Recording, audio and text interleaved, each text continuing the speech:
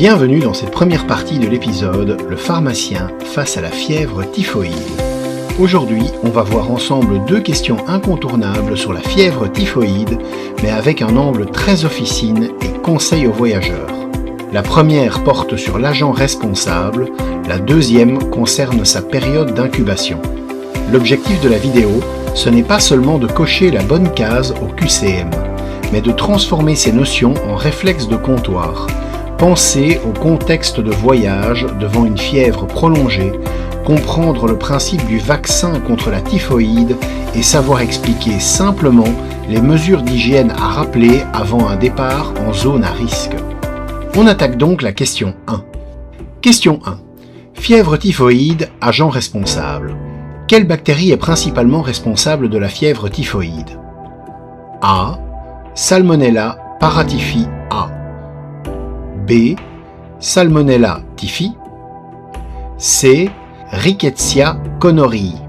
Dans cette question, on nous demandait d'identifier l'agent responsable de la fièvre typhoïde. La bonne réponse est la proposition B.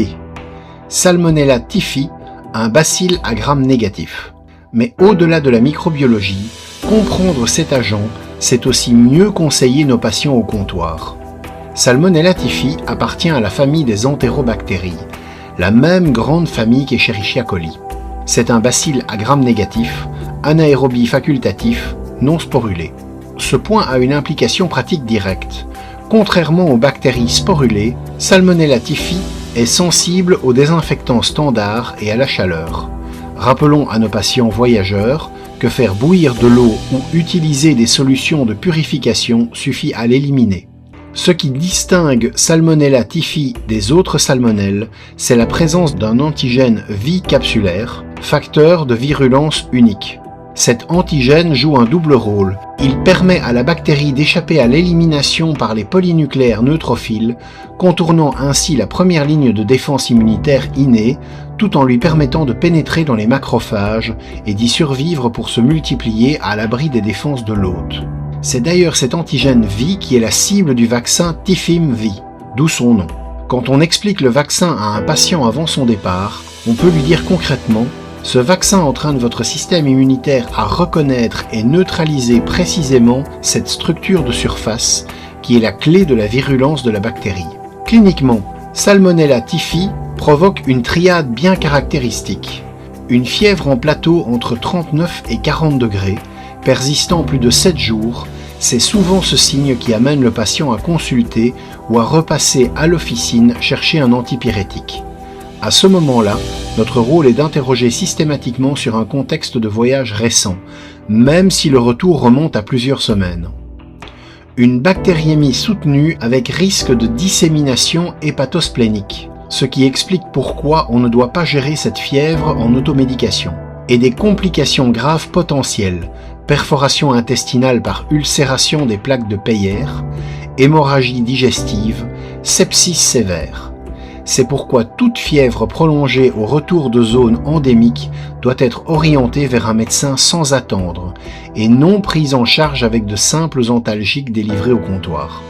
Enfin, un point clé pour ne pas confondre lors du conseil voyageur, Salmonella enteritidis et Salmonella typhimurium provoquent de simples gastro-entérites, souvent bénignes, liées à la consommation de volailles ou d'œufs mal cuits. Ce sont elles qui causent les toxi-infections alimentaires classiques du quotidien. Salmonella typhi, lui, c'est tout autre chose. Réservoir strictement humain, transmission féco-orale par l'eau ou les aliments contaminés, endémique dans les zones à faible niveau hygiénique. Concrètement, Salmonella typhi présente dans les selles d'une personne infectée peut contaminer l'eau de boisson, les aliments ou se transmettre directement d'une personne à une autre via des mains insuffisamment lavées. À l'officine, ce mécanisme de transmission se traduit en 3 règles concrètes à rappeler systématiquement à tout voyageur partant en zone à risque. Premièrement, l'eau. On ne boit que de l'eau en bouteille capsulée ou de l'eau préalablement bouillie. Ni glaçons, ni eau du robinet, ni brossage de dents avec de l'eau locale. Salmonella typhi étant sensible à la chaleur et aux désinfectants, l'eau bouillie ou traitée avec des comprimés de purification est sûre. Deuxièmement, les aliments. On privilégie les aliments bien cuits et servis chauds. Les crudités, les fruits non pelés, les sauces froides et les buffets à température ambiante sont à éviter. La règle simple à retenir, boil it, cook it, peel it or forget it. Troisièmement, le lavage des mains, systématique avant chaque repas et après chaque passage aux toilettes, avec du savon ou à défaut une solution hydroalcoolique. C'est la barrière la plus simple et la plus efficace contre le péril fécal. Un point souvent méconnu, important à mentionner au comptoir. Salmonella typhi peut persister dans les selles jusqu'à la guérison complète et certaines personnes deviennent des porteurs chroniques asymptomatiques sans aucun symptôme mais capables de contaminer leur entourage. Cela signifie qu'une personne apparemment saine peut être source de transmission, notamment dans les métiers de la restauration ou de la petite enfance. Ce risque justifie un suivi médical après guérison et explique pourquoi les règles d'hygiène s'appliquent aussi au retour de voyage, pas seulement sur place. Rappelons que toutes ces mesures d'hygiène viennent en complément du vaccin et non en remplacement. Le Tifim-V offre une protection estimée à 60 à 75% selon les études. Cette efficacité partielle laisse une marge de risque réelle, variable selon le niveau d'exposition et la charge infectante dans la zone visitée. C'est pourquoi on insiste au comptoir. Vacciner ne veut pas dire protéger à 100%. L'hygiène alimentaire et le respect des règles sur l'eau restent la première ligne de défense, même chez un patient à jour de sa vaccination. Pourquoi la proposition A est-elle fausse? Salmonella paratyphi A est une bactérie de la même famille, mais d'un sérovar différent. Elle provoque les fièvres paratyphoïdes, un tableau qui ressemble à la typhoïde, mais qui est cliniquement distinct et généralement moins sévère. En pratique officinale, la distinction est importante, notamment pour le conseil vaccinal. Le vaccin typhoïdal classique, Tifim-V, ne protège pas contre Salmonella paratyphi. Pourquoi la proposition C est-elle fausse? Rickettsia connorii n'a aucun rapport avec la fièvre typhoïde. C'est la bactérie responsable de la fièvre boutonneuse méditerranéenne, une maladie très différente transmise par la piqûre de tique, reconnaissable à l'escarre noir au point de morsure et à l'éruption cutanée diffuse. À l'officine, ce rappel est utile pour les patients revenant de voyage en zone méditerranéenne ou africaine qui présentent une fièvre avec éruption. Tableau qui oriente vers une rickettsiose et non vers une typhoïde. Question 2. Quelle est la durée de la période d'incubation de la fièvre typhoïde? A. 1 à 3 jours. B. 7 à 14 jours. C. De 1 à 2 mois. La proposition B est correcte. Pourquoi B est-elle vraie? Après ingestion de Salmonella typhi via de l'eau ou des aliments contaminés, 1 à 2 semaines s'écoulent en moyenne avant l'apparition des premiers symptômes. Durant cette phase totalement silencieuse, la bactérie est pourtant très active. Elle franchit la muqueuse intestinale au niveau des plaques de Peyer, colonise les ganglions mésentériques, se multiplie dans les macrophages, puis gagne la circulation sanguine.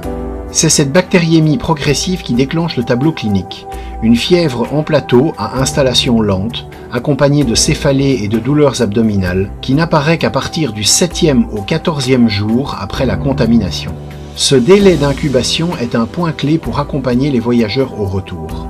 Un patient rentrant d'Asie du Sud, d'Afrique subsaharienne ou d'Amérique latine peut développer une fièvre typhoïde jusqu'à 2 semaines après son retour, voire exceptionnellement jusqu'à 60 jours selon la dose infectante. L'absence de fièvre immédiate au retour ne permet donc pas d'écarter le diagnostic. Si ce patient revient quelques jours plus tard avec une fièvre prolongée, des céphalées ou des douleurs abdominales, il faut l'orienter sans attendre vers un médecin. La montée progressive et insidieuse des symptômes est précisément ce qui retarde le diagnostic et expose aux complications graves. Pourquoi A est-elle fausse? Une incubation de 1 à 3 jours correspond aux toxi-infections alimentaires à installation rapide, intoxication à Staphylococcus aureus ou gastro-entérite à Salmonella non typhoïde. Ces tableaux sont brutaux, sans fièvre prolongée ni bactériémie, rien de comparable avec le mécanisme invasif de la typhoïde. À l'officine, un patient qui revient de voyage avec une tourista banale d'1 ou 2 jours ne présentent pas le même profil de risque qu'un patient développant une fièvre persistante une semaine après son retour. Pourquoi C est-elle fausse ? Présenter 1 à 2 mois comme fourchette standard d'incubation de la typhoïde est inexact.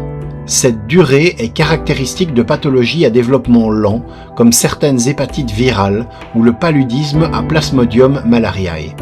La fourchette de référence pour Salmonella typhi est de 6 à 30 jours, avec une valeur centrale de 7 à 14 jours. Si des cas exceptionnels à 60 jours existent, ils restent rares et liés à une très faible dose infectante. Connaître ces différences de cinétique permet aux pharmaciens de hiérarchiser correctement l'urgence d'orientation médicale selon la date de retour du patient. Merci de nous avoir suivis. Nous vous donnons rendez-vous dans la seconde partie.